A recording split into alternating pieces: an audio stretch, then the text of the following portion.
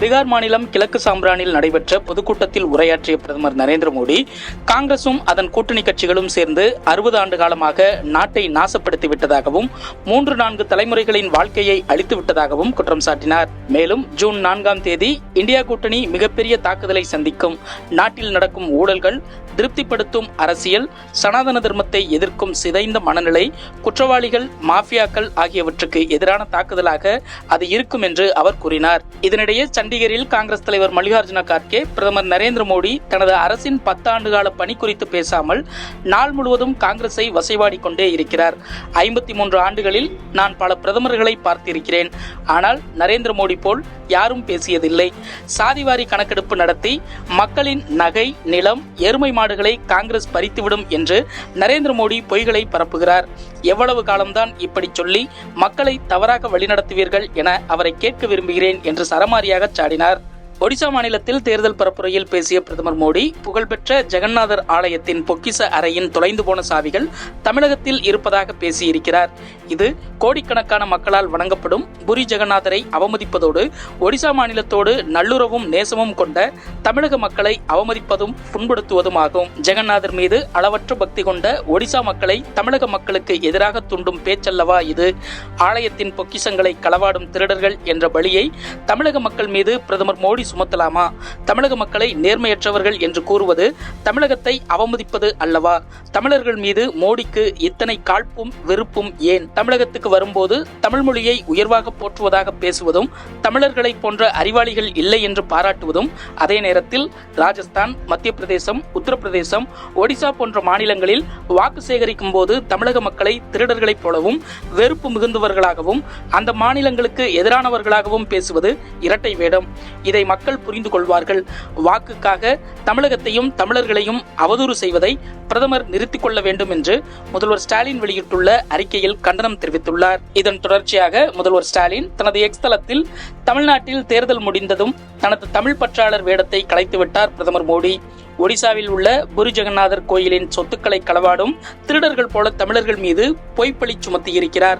வடக்கில் தமிழர்களை காழ்ப்புணர்வுடன் தூற்றுவதும், மாநிலங்களுக்கிடையே குரோதத்தை தூண்டுவதும் ஒரு பிரதமருக்கு அழகா?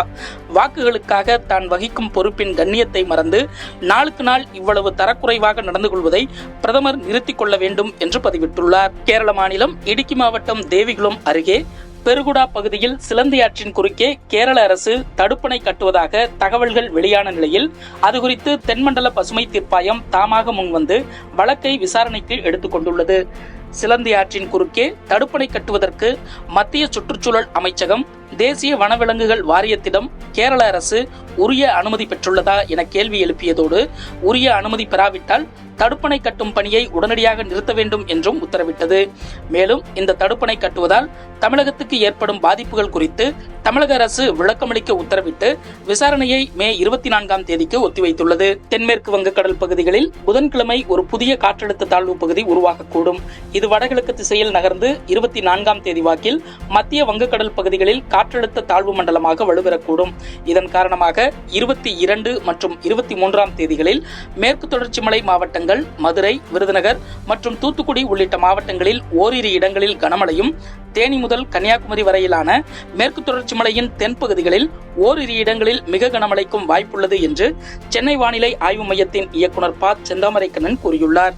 சென்னை எண்ணூரில் அமோனியா வாயு கசிந்து பாதிப்பு ஏற்பட்டது தொடர்பான வழக்கில் தமிழ்நாடு மாசு கட்டுப்பாட்டு வாரியம், மத்திய தொழிலக பாதுகாப்புத்துறை, இந்திய கடல்சார் வாரியம் ஆகியவற்றின் தடையில்லா சான்று பெற்ற பிறகே உர ஆலையை திறக்க வேண்டும் என்று தென்மண்டல பசுமை தீர்ப்பாயம் செவ்வாய்க்கிழமை தீர்ப்பளித்தது. முன்னதாக சென்னை எண்ணூர் பெரியகுப்பம் பகுதியில் தனியார் உர தொழிற்சாலை அமைந்துள்ளது. கடந்த டிசம்பர் மாதம் நள்ளிரவு இந்த தொழிற்சாலைக்கு திரவ அமோனியா கொண்டு செல்லும் குழாயில் கசிவு ஏற்பட்டது. இதன் காரணமாக இந்த தொழிற்சாலைக்கு அருகே உள்ள பெரியகுப்பம், சின்னக்குப்பம், நேதாஜி நகர் உள்ளிட்ட பகுதிகளைச் சேர்ந்த மக்களுக்கு வாந்தி, கண்ணெரிச்சல், மூச்சு திணறல் போன்ற பாதிப்புகள் ஏற்பட்டது குறிப்பிடத்தக்கது. நான் தலைமை பயிற்சியாளர் பதவிக்கு விண்ணப்பம் செய்வேனா என்று கேட்டால் தெரியவில்லை. இந்திய அணியின் பயிற்சியாளர் பதவி என்பது வீரர்களுக்கு டிரைவ் ஆட சொல்லித் தருவதோ, புல்ஷாட் ஆட சொல்லித் தருவதோ கிடையாது. இதெல்லாம் அவர்களுக்கு நன்றாகவே தெரிந்திருக்கும். பயிற்சியாளர் பதவி என்பது மேலாண்மை திறன் பற்றியது. கிரிக்கெட் எனக்கு நிறைய கற்றுக் கொடுத்திருக்கிறது. அதற்கு திருப்பி தர வாய்ப்பு கிடைத்தால் நான் மிகவும் மகிழ்ச்சி அடைவேன் என்று இந்திய கிரிக்கெட் அணியின் தலைமை பயிற்சியாளர் பதவிக்கு முன்னாள் வீரர் ஹர்பஜன் சிங் விருப்பம் தெரிவித்துள்ளார்.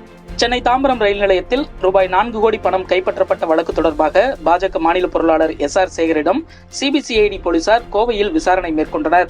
இதன் பின்னர் செய்தியாளர்களிடம் பேசிய எஸ்.ஆர். சேகர், போலீசாரின் விசாரணைக்கு முழுமையாக ஒத்துழைத்தேன். அவர்கள் கேட்ட கேள்விக்கு பதிலளித்தேன்.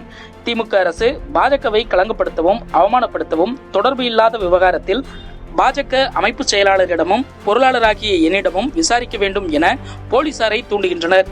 இது கண்டிக்கத்தக்கது என்று கூறினார். மேற்கு வங்க முதல்வரும் திரிணாமுல் காங்கிரஸ் தலைவருமான மம்தா பானர்ஜியை இழிவுபடுத்தும் வகையில் கருத்து தெரிவித்த பாஜக வேட்பாளரும் கொல்கத்தா உயர்நீதிமன்ற முன்னாள் நீதிபதியுமான அபிஜித் கங்கோபாத்யாய் 24 மணி நேரம் தேர்தல் பிரச்சாரம் செய்ய இந்திய தேர்தல் ஆணையம் தடை விதித்துள்ளது. கடந்த 15ஆம் தேதி மேற்கு வங்கத்தின் ஹால்டியாவில் நடந்த பொதுக்கூட்டத்தில் வங்க மொழியில் பேசிய அபிஜித் கங்கோபாத்யாய், மம்தா பானர்ஜி, நீங்கள் உங்களை எவ்வளவு விலைக்கு விற்கிறீர்கள்? உங்கள் கட்டணம் ரூபாய் 10 லட்சம் ஏன்? உங்கள் மேக்கப்புக்கு அதிக செலவு ஆவதாலா? மம்தா பானர்ஜி ஒரு பெண்தானா என நான் சில நேரங்களில் ஆச்சரியப்படுகிறேன் என கூறியிருந்தார். ஈரான் அதிபர் இப்ராஹிம் ரைசியின் மறைவை அடுத்து அந்நாட்டின் புதிய அதிபரை தேர்வு செய்வதற்கான தேர்தல் ஜூன் 28ஆம் தேதி நடைபெறும் என அறிவிக்கப்பட்டுள்ளது.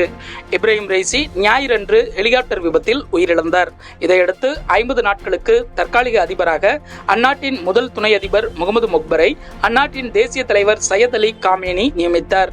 அதிமுக மூத்த தலைவர் செல்லூர் ராஜு தனது எக்ஸ் பக்கத்தில் ராகுல் காந்தியின் பிரச்சாரத்தின் போது மக்களுடன் எளிமையாக பழகும் வீடியோவை பகிர்ந்து அதற்கு மேற்கோளாக நான் பார்த்து நெகிழ்ந்து ரசித்த இளம் தலைவர் என்று பதிவிட்டுள்ளார். செல்லூர் ராஜு திடீரென ராகுல் காந்திக்கு புகழாரம் சூட்டியுள்ளது புரியாத புதிராக உள்ளது.